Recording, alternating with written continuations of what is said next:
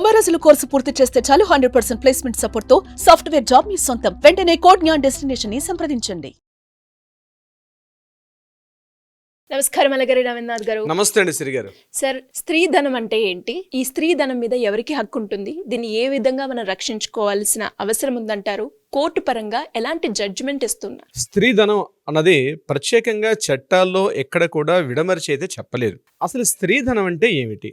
మంచి క్వశ్చన్ సిరి గారు. స్త్రీ ధనం అంటే వివాహ సమయంలో కానీ, వివాహానికి ముందు కానీ, వివాహం జరుగుతున్న సమయంలో కానీ తన తల్లిదండ్రుల తరపున కానీ, తన బ్రదర్స్ కావచ్చు, మేనమామలు కావచ్చు, లేకపోతే భర్త కావచ్చు, భర్త తరపున బంధువులు కావచ్చు, వీళ్ళెవరైనా ఇచ్చినటువంటి బహుమతులు అని చెప్పొచ్చు. అది స్థిర చరాస్తులు కావచ్చు. ఉదాహరణకి సప్తపది అంటాం హిందూ సంప్రదాయం ప్రకారం. అంటే కోర్టు కూడా పరిగణలో తీసుకుంటుంది, సప్తపదినే పరిగణలో తీసుకుంటుంది. అంటే వివాహం జరిగిన తర్వాత 2 కొంగులు ముడి వేసుకుని చుట్టూ అగ్నిహోత్రం చుట్టూ తిరగడాన్ని మనం పరిగణిస్తాం. అటువంటి సమయంలో పెళ్లి వేడుకలో ఆ అమ్మాయి యొక్క స్నేహితులు కావచ్చు, బంధువులైనా, ఇప్పుడు చూడండి కొన్ని సంప్రదాయాలు ఏం చేస్తారంటే ఏర్పాట్లు చేసుకుంటారు. 3 days 4 days కూడా మ్యారేజ్ చేస్తారు. ఆ సందర్భంలో మ్యారేజ్ చేసుకుంటూ ఉంటారు. అటువంటి సందర్భంలో అమ్మాయికి గిఫ్ట్లు ఇస్తారు, రకరకాల గిఫ్ట్లు ఇస్తారు. కొంతమంది గోల్డ్ కావచ్చు, సిల్వర్ ఇవ్వచ్చు, లేకపోతే హౌస్ ఫర్నిచర్స్ కావచ్చు. కొంతమంది ఏం చేస్తారంటే ప్రాపర్టీ ఇస్తారు. ఆ అమ్మాయి యొక్క మేనమామలో పెంచుకున్న వాళ్ళు, రకరకాల రూపంలో అమ్మాయి మీద ఒక రకమైన ప్రేమ చూపించిన వాళ్ళు బంధువులు కావచ్చు, బంధువర్గం. ఇక్కడ ఆ అమ్మాయికి చెందినటువంటి ధనం ఏదైతే ఉందో, అంటే బహుమతుల రూపంలో, అంటే పెళ్లి సమయంలో జరిగినటువంటిది. స్త్రీ ధనం అంటే ప్రధానంగా పెళ్లి సమయంలో, మ్యారేజ్ చేసుకున్న సమయంలో. అదేవిధంగా అక్కడ కొన్ని సందర్భాల్లో మీరు ఏం చేస్తారంటే ఆ మ్యారేజ్ అవుతున్న సందర్భంలో కూడా ఒకరికొకరు తలంబ్రాలు వేసుకున్న సమయంలో కూడా చదివింపులు చేస్తారు. మీకు ఉత్తరాంధ్ర ప్రాంతంలో, ముఖ్యంగా ఆంధ్ర ప్రాంతాల్లో చదివింపులు చేస్తారంటే అమ్మాయి అబ్బాయి ఇద్దరు కూడా ఆ పెళ్లిపేట్ల మీద ఇంకా బాసికాలతో ఉన్న సందర్భంలో స్నేహితులు బంధువులు వచ్చి అమ్మాయి కొన్ని, అంటే అబ్బాయి తరపున కొంతమంది చదివిస్తుంటారు, అమ్మాయి తరపున కూడా కొంతమంది చదివింపులు చదివిస్తారు. చదివింపులు అంటారు వీటికి యాక్చువల్గా కొన్ని చోట్ల. అంటే అమ్మాయికి గిఫ్ట్లు ఇస్తుంటారు. అది చిన్నది కావచ్చు, పెద్ద మొత్తం కూడా కావచ్చు. అటువంటివి. అదేవిధంగా మ్యారేజ్ జరుగుతున్న సమయం కాకుండా మ్యారేజ్ అయిపోయిన తర్వాత ఆ నెక్స్ట్ ఉన్నటువంటి ఆ సందర్భంలో మ్యారేజ్ సందర్భాన్ని పురస్కరించుకొని తన బంధువులు కానీ ఎవరైనా కొన్ని గిఫ్ట్లు ఇవ్వచ్చు. కొంతమంది బాండ్స్ ఇస్తారు, కొన్ని చోట్ల షేర్స్ కూడా ట్రాన్స్ఫర్ చేస్తారు, కొన్ని చోట్ల గోల్డ్ కానీ, బంగారము, గాజులు, మెడలో నెక్లెస్లు ఇట్లాంటివి కూడా అమ్మాయికి ఇస్తారు. ఇది పూర్తిగా అమ్మాయికి సంబంధించినటువంటి ఇవి. కొన్ని చోట్ల కొంతమంది ఏం చేస్తారంటే ఆ అమ్మాయి పేరున కొంత ఆస్తిని కూడా రాస్తారు. కొన్ని ఎకరాలు రాస్తారు, కొన్ని సెంట్ల భూమి రాస్తారు, కొన్ని గుంటల ల్యాండ్ కానీ, ఒక హౌస్ కానీ, ఒక ప్రాపర్టీ కానీ, ఇట్లా ఆ అమ్మాయికి గిఫ్ట్ ఇస్తారు. ఇట్లా పెళ్లి సమయంలో, అంటే వివాహ వేడుక సమయంలో అమ్మాయికి ఇచ్చినటువంటి ఏదైతే ధనం ఉంటుందో దానిని స్త్రీ ధనం అని అంటారు. ఇది పూర్తిగా వీటిపైన హక్కు అమ్మాయికే ఉంటుంది, ఆ స్త్రీకి సంబంధించే ఉంటుంది. దీని మీద ఎవరికి కూడా హక్కు ఉండదు. కొన్ని చోట్ల ఎక్కడొస్తుంది ప్రాబ్లం అంటే మ్యారేజ్ అయిపోయిన తర్వాత కొన్ని రోజులు అయిపోయిన తర్వాత అదిగో ఆ సమయంలో నీకు ఆ ప్రాపర్టీ, ఆ సందర్భంలో మీ మేనమామలో లేకపోతే బంధువుల రూపంలో నీకు వచ్చే గిఫ్ట్ ఏదైతే ఉందో నాకు ఇవ్వమని చెప్పి హస్బెండ్ హెరాస్మెంట్ చేసినా, లేకపోతే అత్తమామలు హెరాస్మెంట్ చేసినా అది తీవ్రమైనటువంటి నేరంగా పరిగణించబడుతుంది. అంటే ఇది గిఫ్ట్ రూపంలో రాదు, ఆ అమ్మాయికి డైరెక్ట్గా వచ్చినటువంటి దీన్ని స్త్రీ ధనం అంటారు. దీని మీద చట్టాల్లో ప్రత్యేకించి ఎక్కడా లేవు, కానీ సుప్రీంకోర్టు చాలా కేసు సందర్భాల్లో దీని మీద చాలా తీర్పులు ఇవ్వడం కూడా జరిగింది. అంటే వీటికి సంబంధించిన ప్రాపర్టీ ఏదైతే ఉందో ఆ అమ్మాయి జీవించినంతకాలం ఆ అమ్మాయిదే పూర్తి హక్కు. అంటే వారసత్వంగా వచ్చినటువంటి హక్కు కాదు, ఇది మ్యారేజ్ సందర్భంలో వచ్చినటువంటి హక్కు అనమాట. అంటే ప్రాపర్టీస్, స్థిర చరాస్తులు, గోల్డ్ నుంచి బంగారం రూపంలో కావచ్చు, అంటే గోల్డ్ కానీ, లేకపోతే వస్తువుల రూపంలో కావచ్చు, గృహోపకరణాల రూపంలో కావచ్చు, లేకపోతే బాండ్స్ రూపంలో కావచ్చు, ఎటువంటి రూపంలో వచ్చినటువంటి ప్రాపర్టీ అయినా సరే, ఎటువంటి విషయంగా వచ్చినటువంటి ఏదైనా సరే అది పూర్తిగా స్త్రీధనంగా చెప్పబడుతుంది. వీటి మీద పూర్తి హక్కు అంతా కూడా ఆ అమ్మాయికే ఉంటుంది, వేరే ఎవరికి కూడా హక్కు లేదు. అంటే పిల్లలకు కూడా హక్కు ఉండదు ఆ స్త్రీధనం మీద.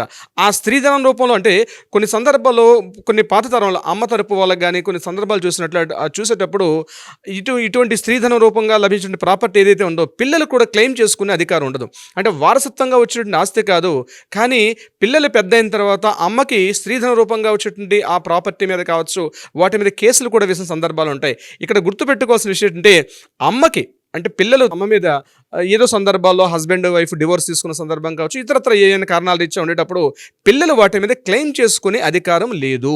ఎందుకంటే ఆ ప్రాపర్టీ ఆమె సంపాదించుకున్నటువంటి, ఆమెకి వివాహ సమయంలో తమ బంధువులు కావచ్చు, తమ పేరెంట్స్ తరఫు నుంచి వచ్చినటువంటి ఒక ఎసెట్, ఒక నిధి కాబట్టి, ఒక ధనం కాబట్టి దాని మీద పూర్తి హక్కు ఆమెకు మాత్రమే చెందుతుంది. ఆమె కాకుండా దాని మీద బలవంతంగా క్లెయిమ్ చేసుకుని చాలా చోట్ల కూడా ఫెయిల్ అయిన సందర్భాలు ఉంటుంది. మాకు ఖచ్చితంగా ఇస్తామని ఆడపిల్లలు కొంతమంది కూడా క్లెయిమ్కి వెళ్తారు. అది మా అమ్మ స్త్రీధనం కాబట్టి మా అమ్మది నాకు రావాలని. ఇది ఒక సందర్భం. అయితే ఇంకొక సందర్భం నేను మీకు నిర్వచిస్తాను. ఇక్కడ ఏదైనా సందర్భాల్లో స్త్రీధనం కానీ ఆమె ఏదైనా అనుకోని పరిస్థితులు న్యాచురల్గా కావచ్చు, ఏదైనా కారణాల్లో ఆమె చనిపోయినట్లయితే అప్పుడు మాత్రమే క్లాస్ 1 లీగల్ హెయిర్స్ అంటాం. వాళ్ళు ఎవరైతే ఉన్నారో వారికి ఆటోమేటిక్గా ఆ ప్రాపర్టీ ట్రాన్స్ఫర్ అవుతుంది. అంటే వాళ్ళ చిల్డ్రన్స్ అయినా లేదు అంటే వాళ్ళ క్లాస్ హస్బెండ్ 1 లీగల్ హెయిర్స్ అంటే కూడా చట్టం క్లియర్గా చెప్పడం జరిగింది. అంటే హస్బెండ్ కావచ్చు, పిల్లలు, అదేవిధంగా తమ తల్లి, ఆ అమ్మాయికి ఎవరైనా మదర్ ఉంటే మదర్కి, ఫాదర్ ఉంటే ఫాదర్కి, వీళ్ళకి దీన్ని క్లాస్ 1 లీగల్ హెయిర్స్ అంటారు. ఈ క్లాస్ 1 లీగల్ హెయిర్స్కి ఆటోమేటిక్గా అమ్మాయి అంటే చనిపోయినటువంటి అమ్మాయి ఈ స్త్రీధన రూపంగా వచ్చిన ప్రాపర్టీ విల్లు రాయకుండా కానీ ఎవరికి ఇవ్వకుండా కానీ చనిపోయిన సందర్భంలో, అటువంటి సందర్భాల్లో మాత్రమే మనం క్లెయిమ్ చేసుకునే అవకాశం ఉంటుంది స్త్రీధనం పైన. ఇది ఒక రకమైన అవకాశం. ఇక స్త్రీధనం మీద ఇందాక నేను చెప్పినట్టుగా దీని మీద ఎవరు కూడా క్లెయిమ్ చేసుకునే అధికారం అయితే లేదు. ఇంకొక సందర్భాన్ని నేను మీకు చెప్తాను.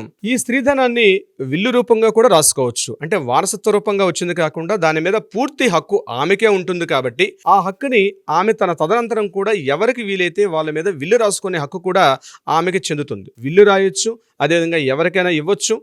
ఇది కాకుండా ఆమె తన హోల్డ్లోనే పెట్టుకునే అధికారం ఉంటుంది. దీని మీద ఎవరికి కూడా ఎటువంటి అధికారం లేదని చాలా సందర్భాల్లో సుప్రీంకోర్టు యొక్క తీర్పులు మనకి దీని గురించి విడమరుస్తున్నాయి.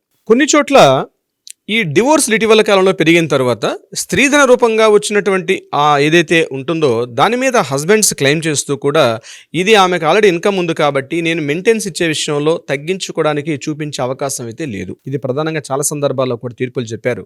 అంటే మెయింటెనెన్స్ ఇచ్చేటప్పుడు ఇదిగో ఆమెకు ఆల్రెడీ ఆ పలానా ఎసెట్ ద్వారా తమకు ఇన్కమ్ వస్తుంది కాబట్టి నేను ఇంత మెయింటెనెన్స్ ఇవ్వను అని చెప్పడానికి కూడా స్త్రీధనం మీద క్లెయిమ్ చేసుకునే అధికారం ఇటువంటి ఈ అబ్బాయికి డివోర్స్ కేసుల్లో కానీ మెయింటెనెన్స్ కేసుల్లో కూడా చూపించే అవకాశం కూడా లేదు. మరొక ఇంపార్టెంట్ పాయింట్, కాస్త పెద్దవారైన తర్వాత ఆడపిల్లలు తమకు ఎవరైనా అమ్మాయిలు ఉన్నారనుకోండి, ఎక్కువగా అమ్మాయిలు ఏం చేస్తారంటే అమ్మ తరపునటువంటి ప్రాపర్టీ ఏదన్నా, అదేవిధంగా ముఖ్యంగా గోల్డ్ విషయంలో చాలా చోట్ల కన్ఫ్యూజ్ వస్తుంది అనమాట. అంటే మా అమ్మమ్మ తరపున గోల్డ్ నాకే చెందాలి అంటే అది స్త్రీధన రూపంగా వచ్చినటువంటి ప్రాపర్టీ అయితే ఆ గోల్డ్ అట్లయితే ఆమె ఇష్టం, కూతురికి ఇవ్వాలా ఇవ్వకూడదు అన్నటువంటి ఇష్టం తప్పించి ఖచ్చితంగా కూతురికి ఆ గోల్డ్ మీద రైట్స్ ఉంటాయి అనుకునే ఇది కూడా లేదు.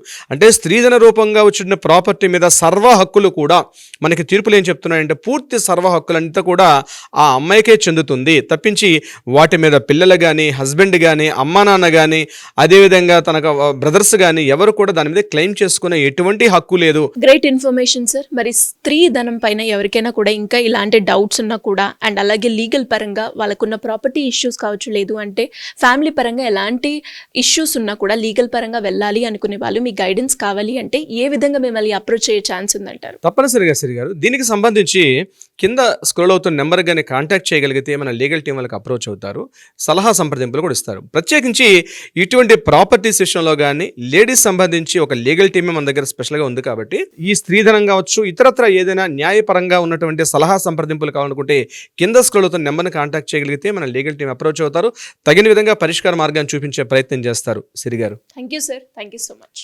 థ్యాంక్ యూ సో మచ్ అండి శ్రీ గారు.